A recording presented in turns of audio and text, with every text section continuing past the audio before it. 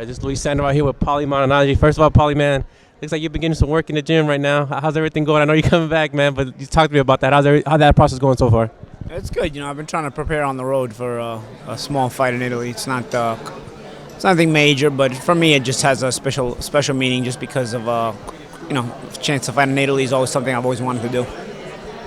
And Paulie, what prompted you to come back? Because I know it seemed like that night, it seems like, you pretty much said your goodbyes in Brooklyn. What prompted Paulie Malignaggi just to come back and do one more time?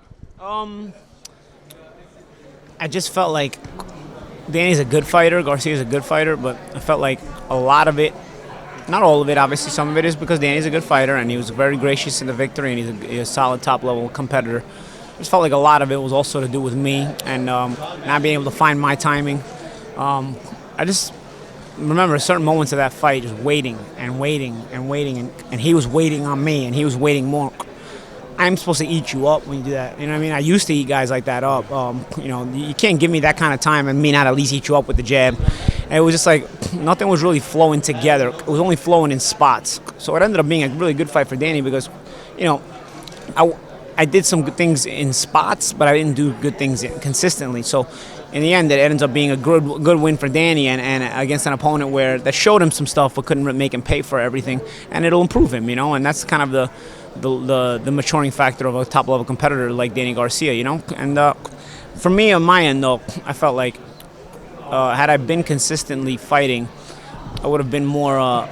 I wouldn't have had as much trouble pulling the trigger in certain spots, finding my distance, finding the correct punching distance, where I felt comfortable letting my hands go, my speed go, especially on the jab, I felt like it was more to do with me than anything else. And if it's more to do with me than anything else, then I have to satisfy that curiosity and find out one way or another, And so I said, what is really going to interest me if I take a lower level fight that is really going to interest me and motivate me after being in these top fights? And, a chance to fight in Italy is definitely one of those things, no matter what. It may not be a huge fight, but a chance to fight in Italy in front of my family over there, in front of my crowd over there, something I've always wanted to do, and now I get that opportunity.